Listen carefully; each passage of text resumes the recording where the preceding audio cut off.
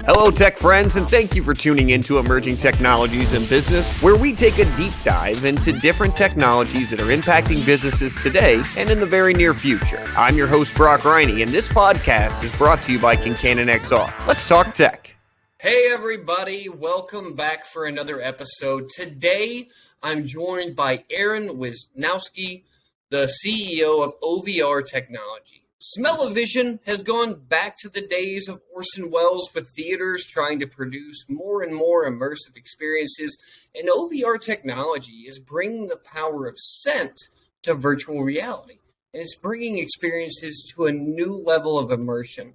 Aaron, thank you so much for being here today. How are you, my good sir? Yeah, I'm really well. Thanks for having me on the show today. I'm really happy to be here and talk about this stuff with you. So let's get to it.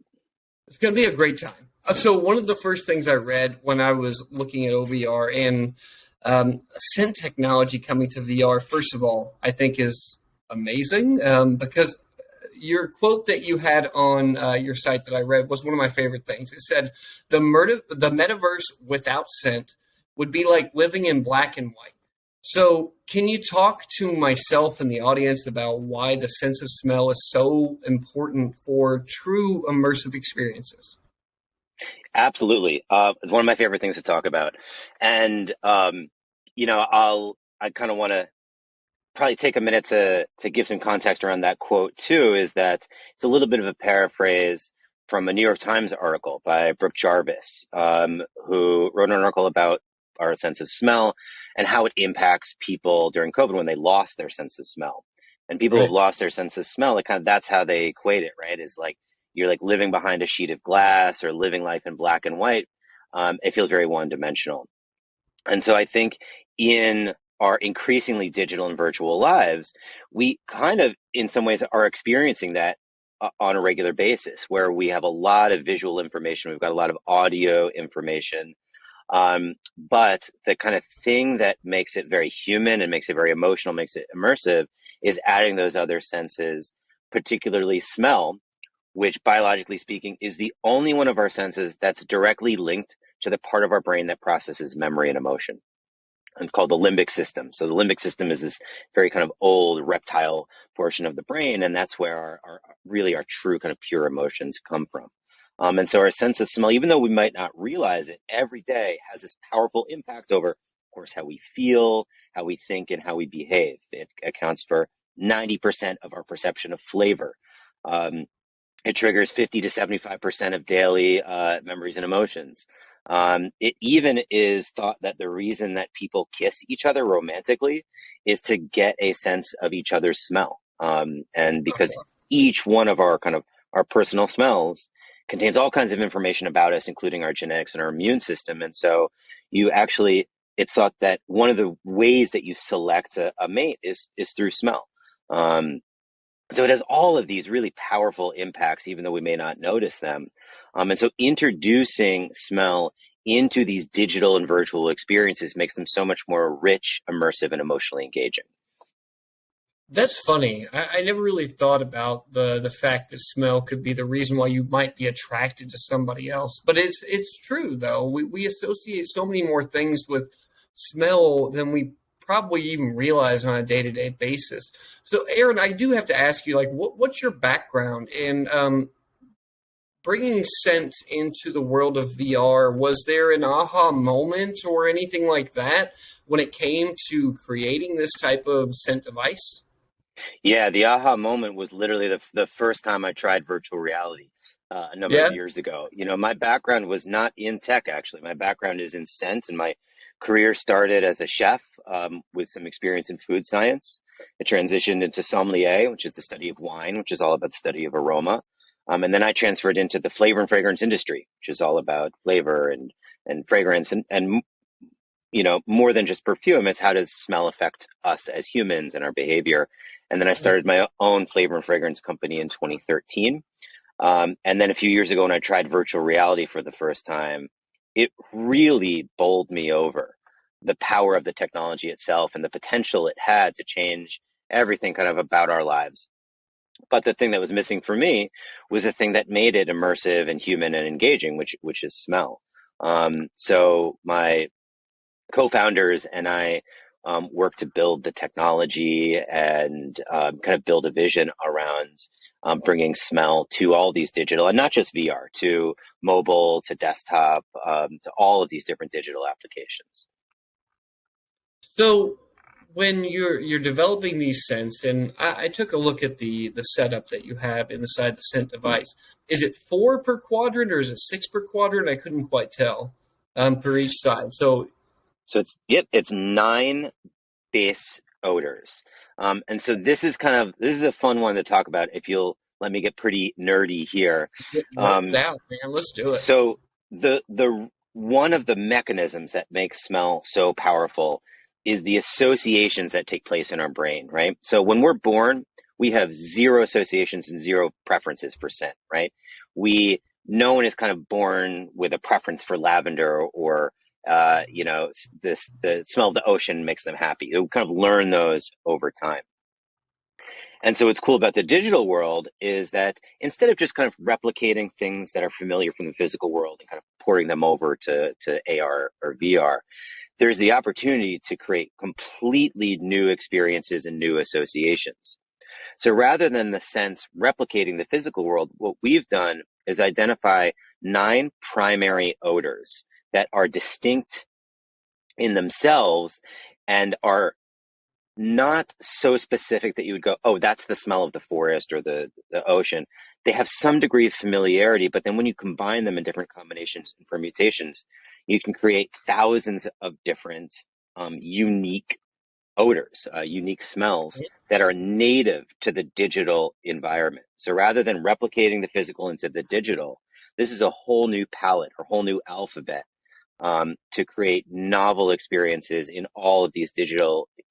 And in doing so, you create new associations and you have complete control over that too. So you can create happy associations. You can create social associations. You can create ones that drive wellness or health, or ones that drive education or social connection or joy and entertainment. And because immersive technology is so powerful in that you're controlling your audio, your visual, and now your olfactory input, that using this palette of 9 aromas allows you to create thousands of different experiences that are so tailored to you and so unique to the digital world. That is crazy interesting when you start thinking of it in that aspect. So you are truly just the artist with the paintbrush, and here are the 9 that you have to choose from. Mix your colors the way that you need them to be mixed to fit exactly. the situation. That's brilliant, really, when you think about it. Like, yeah, how cool is that? So you're right. We have visual, we have audio cues that we've been able to take from, and we've been able to perfect those. But we haven't ever really tackled the sense of, or the salvation of scent realistically, and putting it into that world. Yeah, what a different world that could be, and that is such an extra layer to that immersiveness that we'll ever see in our entire lives. I'm super excited for that, Aaron. Like, those are the type of things that make me want to keep doing the podcast every week, you know? Well, I'm glad that you share my enthusiasm, because obviously as a scent person, I'm obviously excited, but I think that excitement carries over to everyone, right? And like, when you think about and I'll get into actually describing what the hell our technology is in a sec. But you think about who is this for, right? Like, who are we building this for? We've built this thing that allows you to experience multisensory digital, but also to create. And almost every single one of us is a creator in this day and age, whether it's on our phone or whether it's on a laptop or whether it's in VR, we have these incredible creation tools that are at our fingertips to create really meaningful digital content. And now this is one more tool in that set that we turn, like you said, the paintbrush. We're giving everyone the paintbrush to be able to take their digital content and make it multisensory, and make it more engaging emotionally and more immersive. And that gets me really excited, is that we're not kind of creating this thing in a vacuum, or this discrete experience, is that we're just handing these tools over to everyone. Absolutely. So the question I think that I have is, how does it work with the release of the scent, right? So if someone is in a VR situation? Is it done by where their character moves? Is it geolocated, or how does the system know when to release the scent to make the user get the right experience for what they're seeing in front of their face at the time? Excellent question. And it's actually helpful in this case to kind of think of it as how the hardware and the software component work together. Now, Right. You said before, like, oh, this hasn't been done before. Well, we're definitely not the first people to try it. Like you mentioned, smell-o-vision as far back as the 1950s. People have been trying to kind of combine smell and some sort of multimedia. And there's a few reasons that it hasn't worked. The first one is just how hard it is to control scent.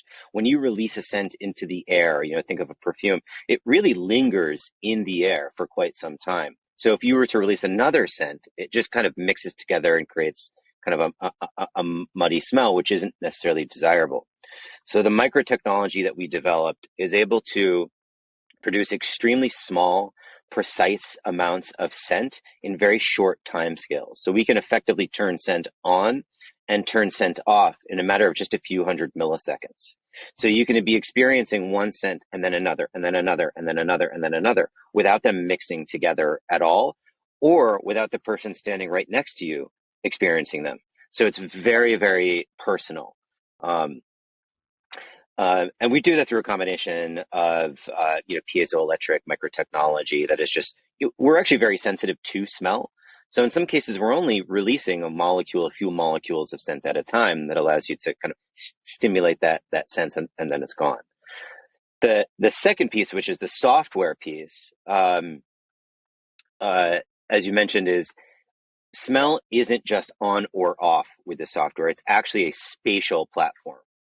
Okay. So as you move through the digital or the virtual environment, your behavior is essentially what triggers the smells to happen to you. So if you can imagine me holding a rose at arm's length, I might not smell that rose at arm's length, but as I bring it to my nose, when it starts to get close, I begin to smell it at a low intensity.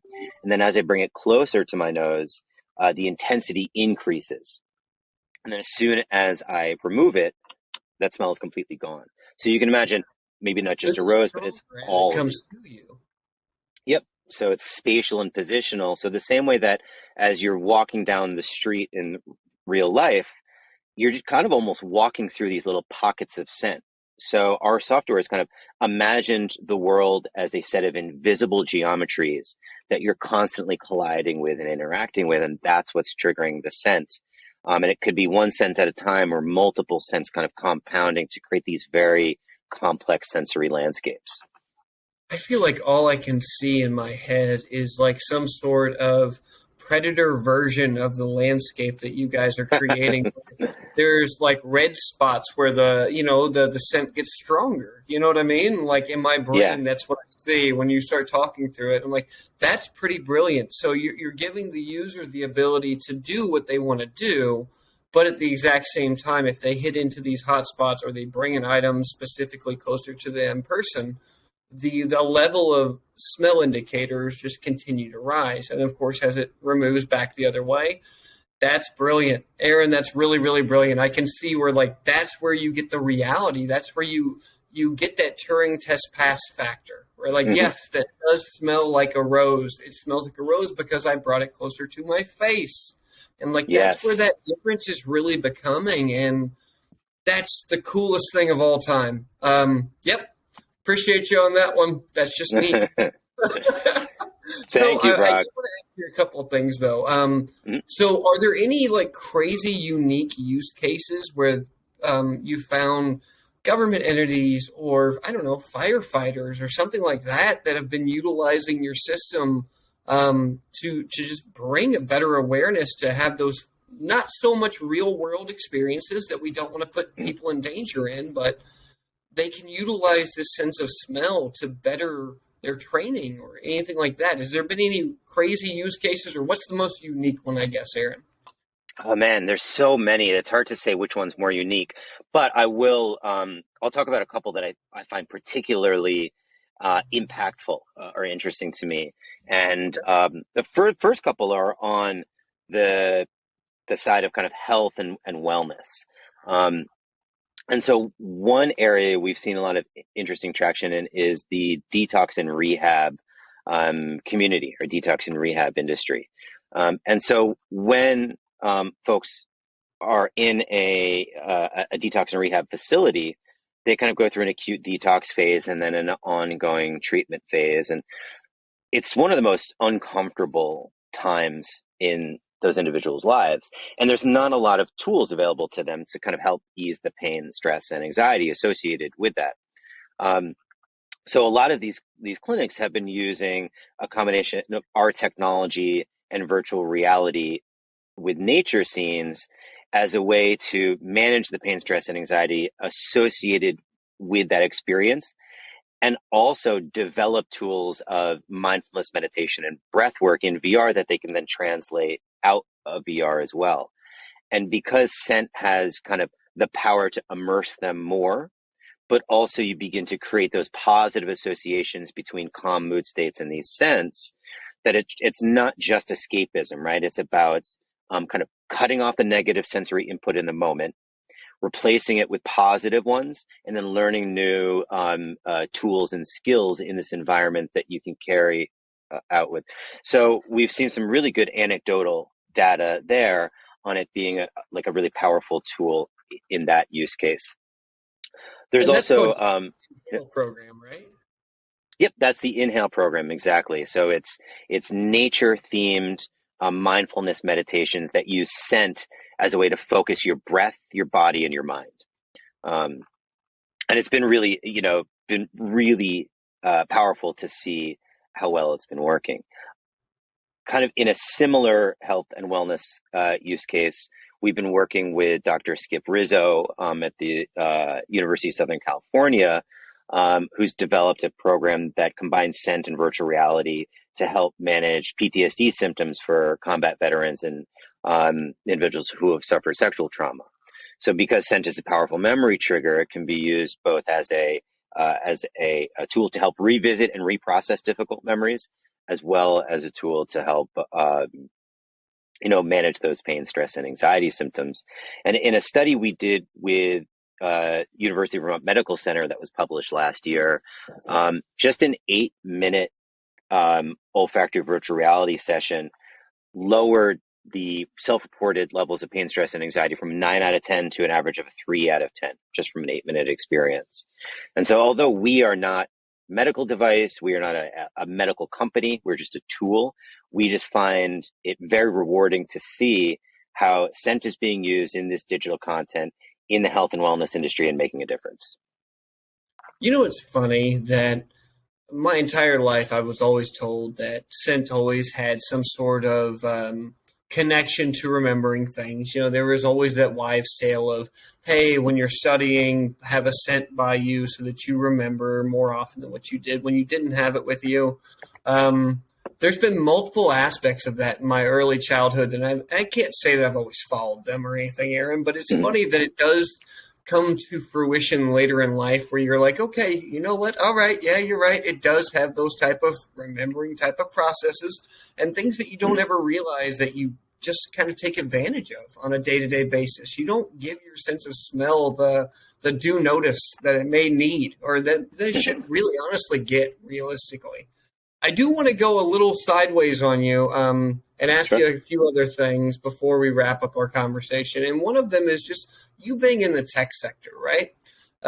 We've seen that Meta has really faced weaker than expected public adoption. So how do you see that as a CEO of a prominent company affecting the future of VR and XR and MR in the future? Yeah, it's a really good question, and it's one that comes up a lot, especially recently, since Meta has been in the news in so many negative ways. And I think that there's kind of two things. There's more than two, but there's kind of, we think about it in two ways. Is whoever's first is going to really get a lot of backlash, a lot of public backlash. Every time. And whether or not you agree with the things that Meta's doing or their ultimate strategy, they took a risk, and they're like, we see this as the thing of the future. We're going to publicly invest in it, and they've done a lot of work to, I would say, positively kind of give people permission to talk about the metaverse, to invest in the metaverse. And so whether or not Meta truly is going to be the one that is successful, or whether this is the thing that makes them crash and burn, I have no idea. But when you peel back that kind of initial layer of headlines about, what Meta is doing, and you look at where all of the important companies and industry leaders are investing money, resources, and headspace, it's all pointing in this direction. So I think that the question of, like, is this going to happen? Is VR going to be a thing? Like, that question's answered to me, right? When we look at what Google's doing, what Apple's doing, what Microsoft is doing, then we look even a layer below that at what are the kind of software application companies doing, what's Web3 doing, and then you look at even a layer below that, what are the standards organizations? What are these standards for Web3?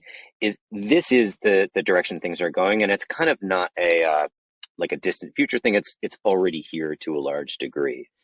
What does VR specifically look like a year from now or 3 years from now? I don't know. I don't know what that adoption curve is going to be, but we just look at all of our digital world and our digital experiences shifting to Web3, shifting to more immersive, three-dimensional, multisensory, and that's where people are going to be. So there's